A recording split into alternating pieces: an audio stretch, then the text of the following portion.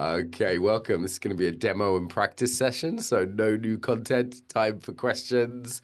Okay, some questions here. Great. Mm.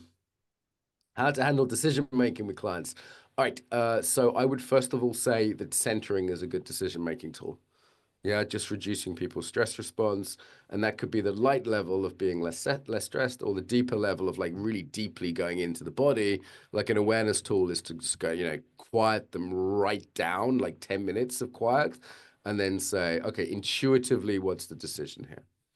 There's other tools where you can talk from different like parts. Wendy Palmer used to talk from head, heart, and hara. That's quite an easy one to do, where you talk from different parts, and then obviously there's more sophisticated parts work. Or you can kind of put it in the body, like part of me wants to do this, part of me wants to do that, right? You could do some different elements like that. So if you see blood on my hand, I left my razor blade in my sports bag this morning and somehow cut the end of my finger off. It's not too serious, but if you see me throwing blood around, there's other decision-making tools, but there'd be some good starting points. Yeah. Yeah. What do you when people don't respond much to centering? My experience, nearly everyone has some positive benefit from it if I'm embodying it and giving, assuming they're understanding the instructions, right? So nearly everyone has some positive response to it. But yeah, they might go back to a habit of stiffening up afterwards, for example.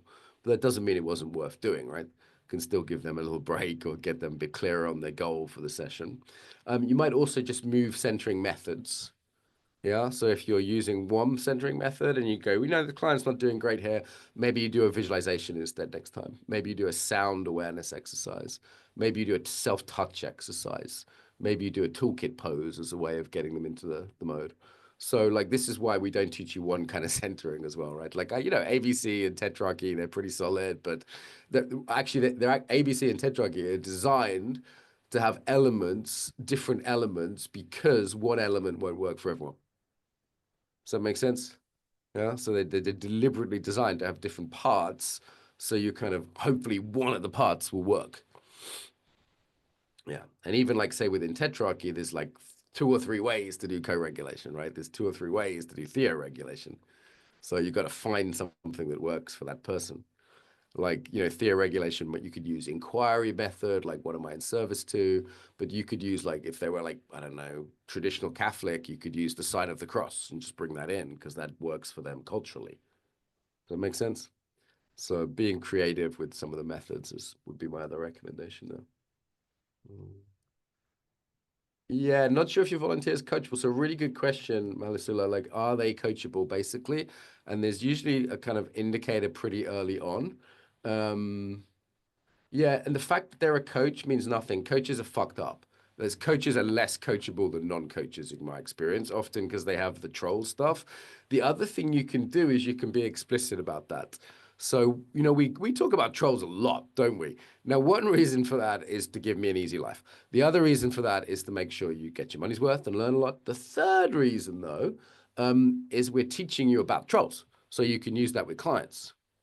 Yeah, you could bring in the concept of trolls. You could talk about, you could reframe it. You could call it enemies of learning or limiting beliefs, different ways to frame it. So you could actually explicitly bring that in. Part of contracting with a coach is I'll only work with you if you're coachable.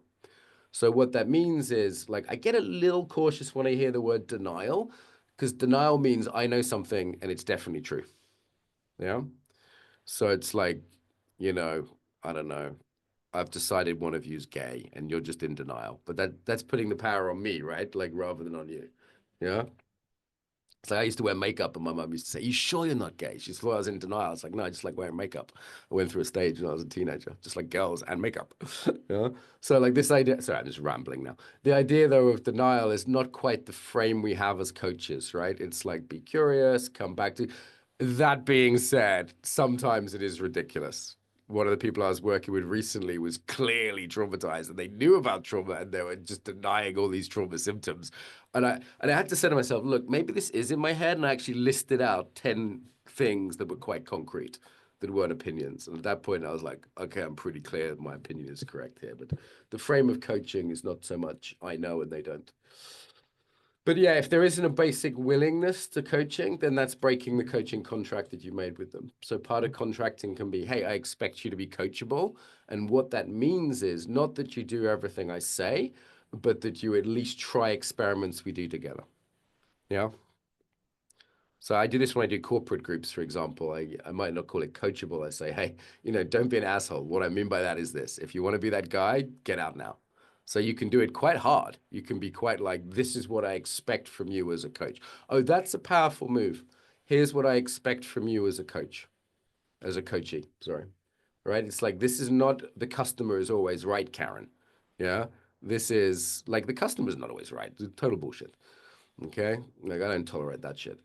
So as a coach, here's what I expect from you. I expect you to be coachable. That doesn't mean, you have to agree with what I say. In fact, I'm never going to tell you what to do, but I am going to suggest things. And if you don't try them, if you don't at least experiment with them, if you don't take them on, what's the point in us working together?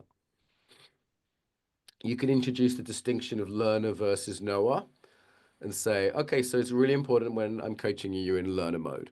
Okay, that's different from knower mode. Show me the postures of both.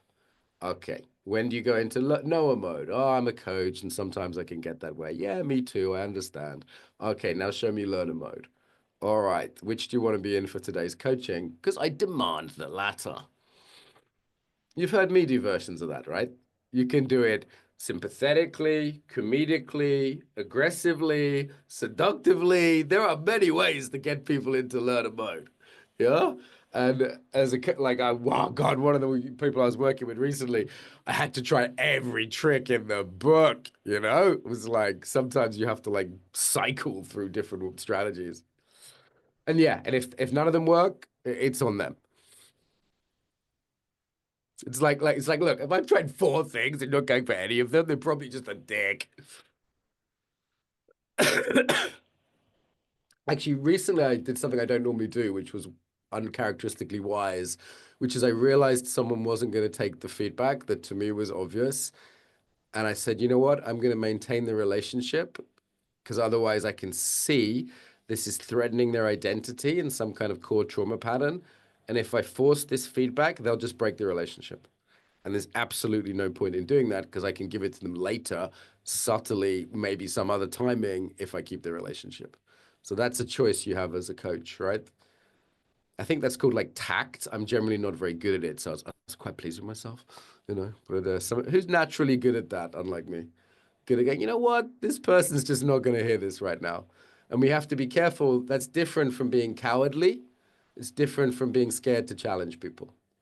There's basically two problems with coaches, right? Problem coaches like me, we're not very tactful, and then there's other kind of coaches, more commonly, who are too nice and they don't challenge people. Yeah. So who's the too nice coach who doesn't challenge enough? Like, hey, we've done some awareness coaching, but I think you're really missing something. Can I give you some direct feedback? Okay, and who's like me? Who's like, here's the fucking feedback, motherfucker, in your face. Like maybe not so tactful with it, a little bit brutal, a little bit like, I'm gonna tell you the truth whether you like it or not. Just me? Am I the only asshole here? This tends to be less people like me in coaching, but there's like 20% normally. You're one of those two things. Mm. Definitely, yeah. If you have your classic coaching tools, it can be quite tempting to use them, right?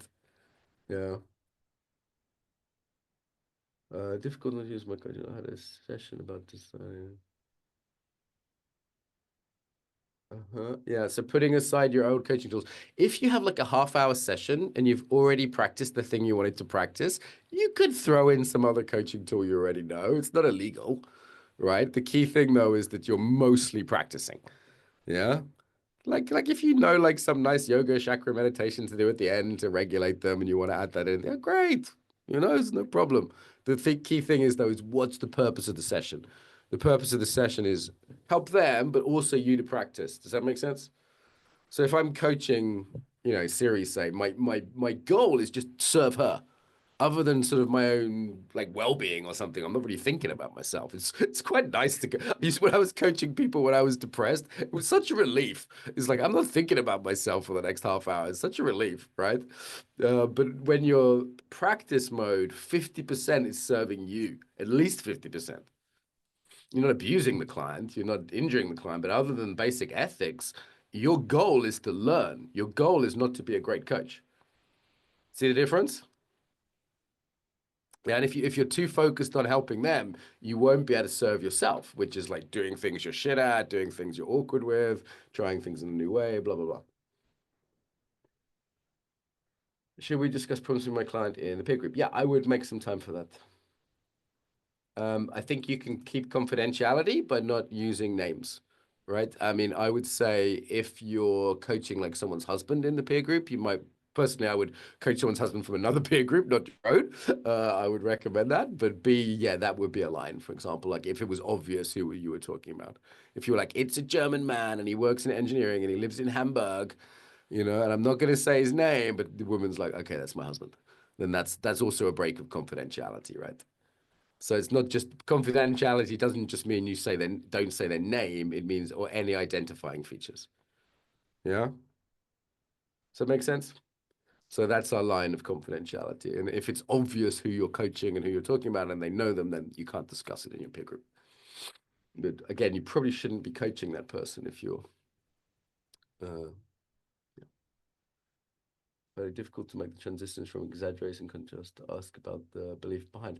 Okay, I can demonstrate that again. So it's very simple, really. You just ask. Yeah. And it's asking in the flavor of like, okay, so given that you're in this pose and the opposite is this pose, what do you think might be the belief you have that goes with this pose?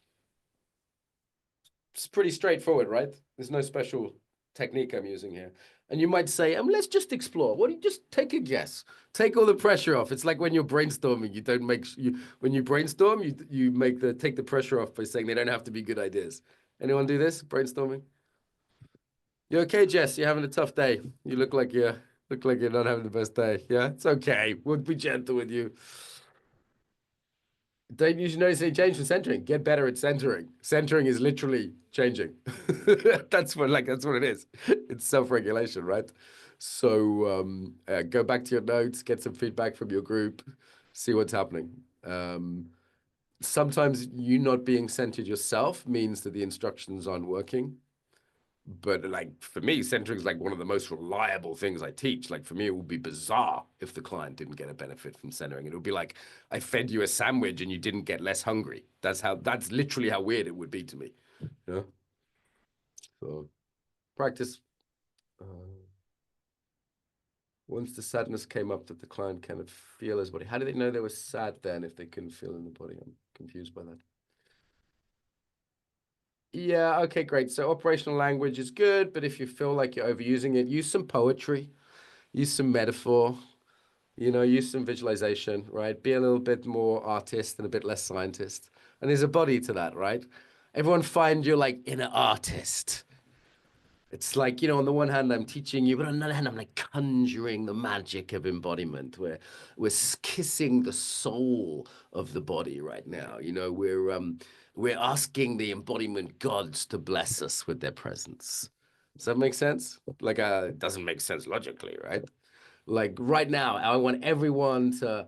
Virginia's gonna love this. Okay, I want everyone to imagine embodiment as a goddess, and the embodiment goddess is just maybe she's just like got flowers and plants dripping off her, and she's just like kissing your forehead like the kindest granddad ever did, and she's blessing you as a coach and wanting you to be well. You see how this is like my poetic side? It's not like relax your belly, put your feet on the floor. Become the goddess of embodiment in all her green glory. Oh, well, she's green in my head. It's a bit like a sort of pagan thing, I think. Yeah, are you digging this, Virginia? Okay, some people really dig this shit. It's fine. It's fine. But just be aware who's naturally like that, who's naturally like more mythopoetic. Okay, so for you motherfuckers, I want to see nice, clear, embodied language. Okay, I want to hear like feet on the ground because otherwise, John from marketing is going to be like, "What the fuck are you talking about?" Yeah. So you need to be able to do both. We're not against poetry. How to encourage someone into the body? Yeah. Yeah. So keep encouraging them. You can do it. I believe in you. Close your eyes. Use touch. Getting them to close their eyes and use touch is good. But the more you're in your own body, the more you'll bring them into it as well. Okay. That's great questions.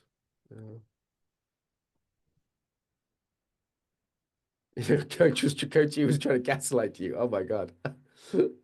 I don't like the use of the word gaslight too lightly because to gaslight means to consciously try and make someone think they're insane. So that's actually a genuinely evil thing to do. So like, I want to I want to reserve that word for actually evil people, right? Uh, I find everyone's boyfriend is a narcissist as well, right? Everyone's ex-boyfriend's a narcissist, right? Yeah. No, they're not. No, you just had a disagreement with. Not a supportive coach. Doesn't sound like a good practice client. So think of practice clients like you'd select a first boyfriend for your 16-year-old, right? Like think of practice clients like you want them to be gentle and kind.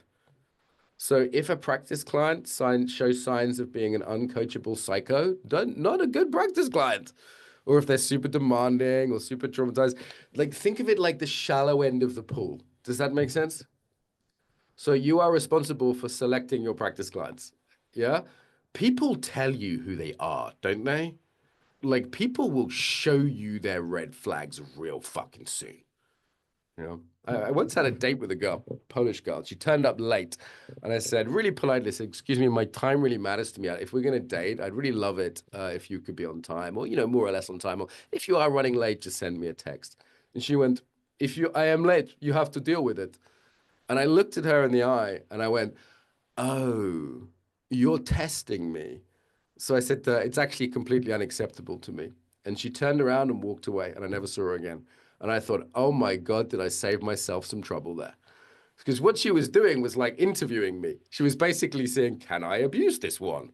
And I was like, no, you can't. I have good boundaries. You can't abuse me. I never saw her again. And afterwards, I was like, thank God. Her whole embodiment was kind of like bitchy as well. Yeah. So people will tell you real fucking early who they are. Is that everyone else's experience?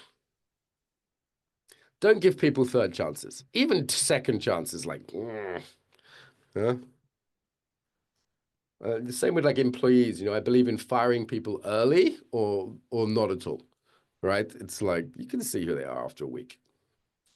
I think it's hard to help the client get a clear goal. Yes, that's half the coaching work. And if it's too much talking, that's your fault. Interrupt them. Yeah, like you interrupt them real early. Like jump on them. Yeah, use touch if necessary. Help with self-touch. Whatever's the thing, right? Like, use jokes. Yeah, say boring.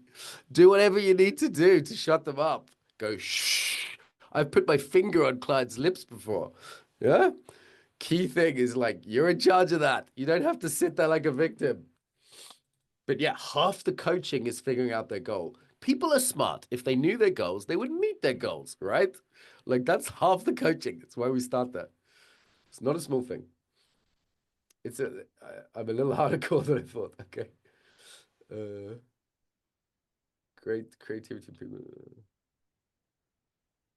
Okay, I'm not quite sure what happened there, Monica, but sounds like nothing I'm gonna be able to fix right now.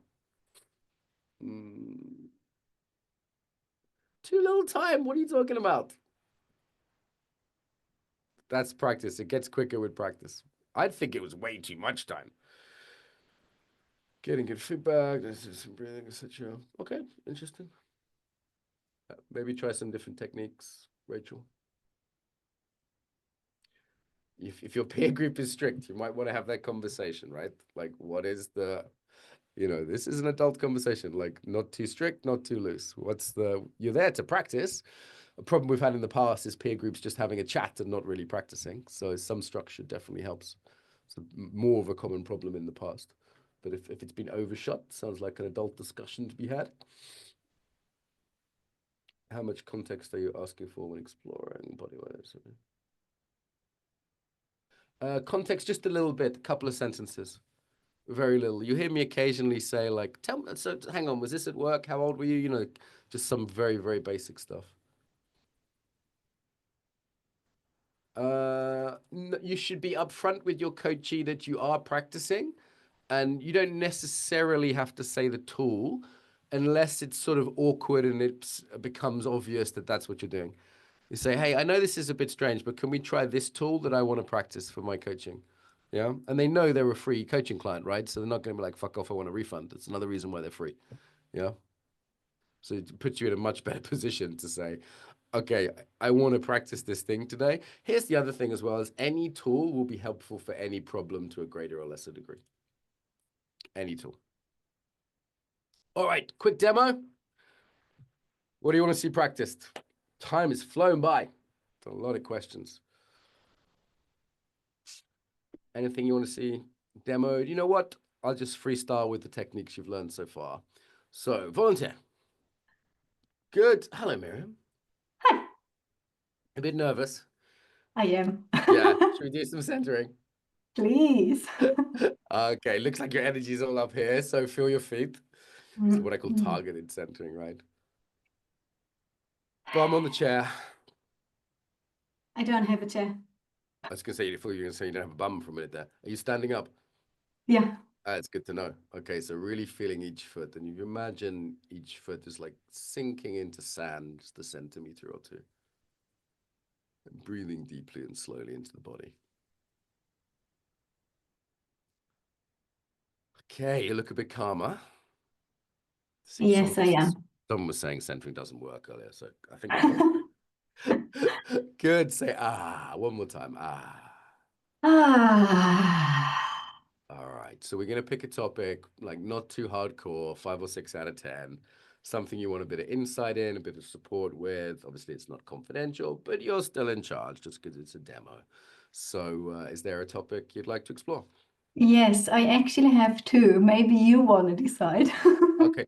Well, this is quite common, so I think it's a good demo. So, something I say to clients is like, if you just had to pick one, what's the most important one right now? Okay. Got it? Yeah, Yeah. usually clients kind of know which is the topic, right? It's like there's a nice to have and a must have, right? There's like the okay, this is the one, yeah. And put your hand on your heart, just intuitively. Why does this topic matter to you?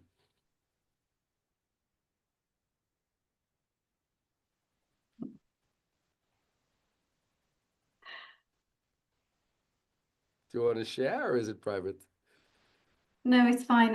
It matters because I love CAC and want to be on top of it.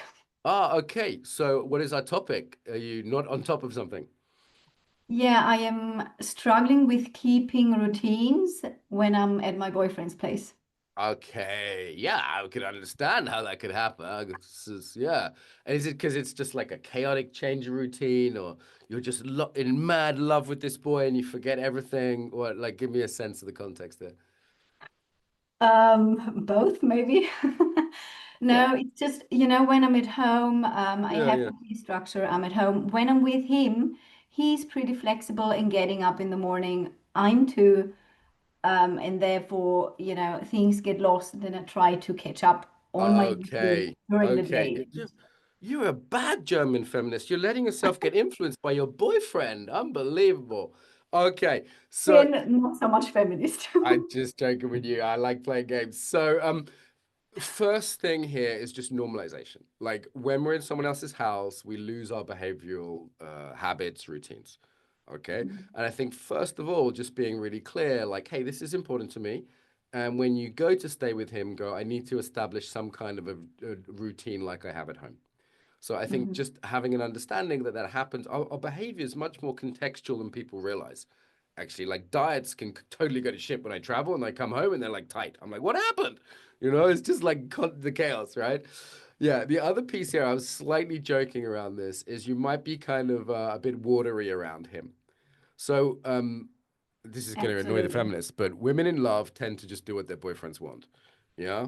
They tend to go with the flow. And yeah, that's beautiful. To follow is a beautiful thing, but you're following him away from your own intention by the sounds of things of having Yeah. some clear practice. So on the one hand, really acknowledging like that watery part of you, which goes with the flow and is like, oh, I go, I love him and I follow maybe his routine a bit. So give that part of you a bit of love and hug. And I can see that in you. It's very feminine and watery and beautiful, right? So let's not make that bad. Yeah, let's give that a bit of self-care pose. Like that's a beautiful thing. Yeah. And then you have another part of you maybe which wants to be a bit more organized, right? Yeah.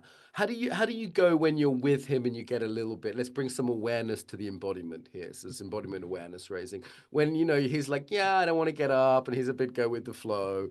And you kind of follow that. What's your embodiment like when you're in that mode? Yeah, the head goes to the side, the spine is relaxed. You can see all this, right? You're joyful. You look very in love. It's very beautiful, by the way. It's lovely to see. Okay, that's a wonderful thing. So enjoying that, but also noticing when you're a little bit in that pliable mode. Does that make Yeah, sense? yeah, Yeah, you can still love him and be a bit less pliable, with your morning routine. So I give you full permission for that. Good. So bring thank a bit you. of awareness to that posture. Yeah. And then what's the embodiment that's going to be helpful for establishing a bit less pliability and a bit more routine? Mm, Like asserting yourself rather than being relational. it will be definitely a bit more upright and Mhm. backwards, but still a Nice. loving gaze, Yeah, yeah, you basically. could be loving too, right? We're not Yeah. turning you into a bitch here. It's just No. somebody who's like a little bit back and upright. Somehow Yeah. I feel like queenly, sovereign is a nice word in English. Yeah. Yeah. And That's also a bit fine. distance, not like, yeah, Okay, so a little too space, like watery, coming. bit Right, distance. so let's Yeah. play with that. So there's this mode, like coming in. I love everything Mhm. about you. What do you want to do? Let's do it your way. And then we have like a bit of space. Like I'm an adult. I still love you. I still care about you, but I've got a bit of space here. Does that make Yeah. sense? So we just bring, yeah, there's love there, but there's a bit of space. I love you and goodbye, right? And this Uh, is one of the classic negotiations of relationships, right? Like when to be in, when to be spacious. Yeah. Take a breath. You just learned how to be the perfect partner. Well done. Okay, those two modes are super important, and he needs his space too, right? So it's super important you find those two modes. Yeah, good, Very, yeah. good. And let's just do a bit of the belief stuff, just because that's what I'm practicing right now for the group. Okay, we could totally leave it there. That's kind of awareness raising we were just doing, right? Mhm. And on the belief front, when you go into that mode of being really close and following, and what's Mhm. the belief that comes with it? So go into that embodiment for a minute, if you don't mind. Yeah, it's so cute. What's the belief that comes with that?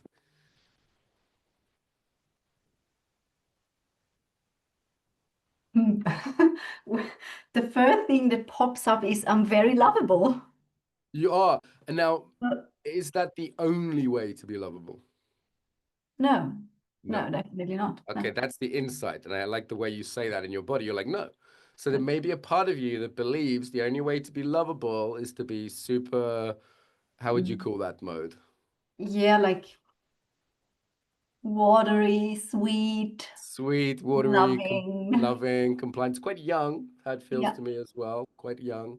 yeah, true. Yeah, true. Yeah, yeah. Yeah, which by the way isn't erotic, just as a little Mhm, aside. Yeah. mhm, So mhm, very sweet, it's adorable. Like I'm like, oh, as a man, as soon as I see it, I'm like, oh, it's so good. Yeah. But the belief that comes with that might be that's the only way to be lovable. mhm. So therefore, creating space and making your own routines may be a little threatening, right? Yeah, would make sense, yes. Okay, so first Okay. of all, let's just challenge that belief. Is it the only way to be lovable? No, definitely not. Definitely not. Okay, you No. might need to remind yourself of that, right? Okay. Okay, what's your takeaway here? Clearly the body, I wasn't aware of the body of this Yeah. lovely kind of. And notice how you look up, like you're looking up at an adult when you do that, right? Yeah, yeah, and Yeah. I feel myself cuddling towards his chest It's as very well. towards. I didn't get that. You got that towards versus Yeah. space. Yeah. Yeah, So clearly. one more breath. Let's do a quick centering for your takeaway because there's a lot of emotion and excitement here. Great coaching, by the way. Maybe look really good. So take one more breath. And what's the key takeaway? Maybe you want a diary about, journal about it, share with him, share with your friends. What's the key takeaway? The posture backwards, upright, a bit distant, like, okay, this is who I am, and this is what I want to do now. Okay, great. So you've got a way to find that distance coming out of that mode that has that kind of weird belief that the only way to be loved is to be in this kind of sweet child mode, right? Mhm. Yeah. And then, okay, do your thing. And just remember, it does take a bit, just normalizing, it does take a bit to build routines in new places, right? Bit of discipline, bit of work. Yeah. And I would also just suggest, as coaches, we don't tell people what to do, but we can suggest actually sit down with him and say, this is really important to me. I adore you. And I want to actually pass this course and get some good routines going. So can you give me some support with that in the morning? Yeah, maybe stop kissing my neck when I need to get out of bed or whatever it is. Yeah. So like actually enroll him in the project. And he'll probably be, assuming he's like a nice guy, he'll be like, of course, I want to help you, honey. You know, I want to help. Yeah. Absolutely. All right. Cheers, Miriam. Cool. Thank you so much for Thank volunteering. you. Appreciate it. Pleasure as ever. What a delight coaching people is. I love coaching people. It's so sweet. So what we did right there, lots of trust with Miriam. So obviously we didn't need much rapport building because we had lots already. It's good. Like my sense was like, oh, we got a really good relationship to coach into here. She trusts me. A little bit of a joke at the beginning. I was kind of teasing her a little bit. It actually became one of the main themes of the coaching though, that tease was also like and it was orientating to how does she feel about like independence and stuff, right? We did a little bit of normalizing, totally true what I said. I can share my own experience as a coach, like, hey, I struggle when I travel. I think I briefly did that as another way of normalizing. And then we built some awareness around the patterns, the pattern that was a problem, the pattern that she needed. And then we actually went quite deep into the belief, right? Like she can take that shit to her therapist later, right? Like in terms of like some of the patterns there and what that might mean. And at the end, I wanted to demo something. You can just give your client a little tip. Hey, try this, right? Like she just might not have thought to do that, and maybe she's already done it. It was a waste of time, but like I was like, yeah, it's not going to screw up her relationship, so I just threw in a little tip at the end there. You know. Oh, and do you notice the centering at the beginning? So she was a bit up, so we got it down. That's what I call targeted centering. So I'm centering based on the client's embodied response. If she was depressed, it would be a different centering, right? And then we did centering at the end again to help her clarify her takeaway because it was quite big, actually. I mean, under the humor, it was quite big, I think. So a little bit of centering to clarify. Does that make sense? Is that all like classic stuff I'm teaching you guys? How long did that take? 10 minutes? If I had done 10 minutes of contracting, 10 minutes of what is coaching, what is embodiment, 10 minutes of rapport building, that would be a 30-minute session, right? Obviously, we could do like homework and make that a bit more official. What did you guys notice that I did that was awesome just to polish my self-esteem? Oh, we gave love to the stuck part as well, didn't we? Because it is adorable. And it's not like theoretical. Like, as a coach, I'm looking at that part of her and going, I want to hug her. It's great. How lucky is her boyfriend? Like, I'm genuinely affectionate to that part. It's not some trick. Huh? What did you notice that was useful? You can steal.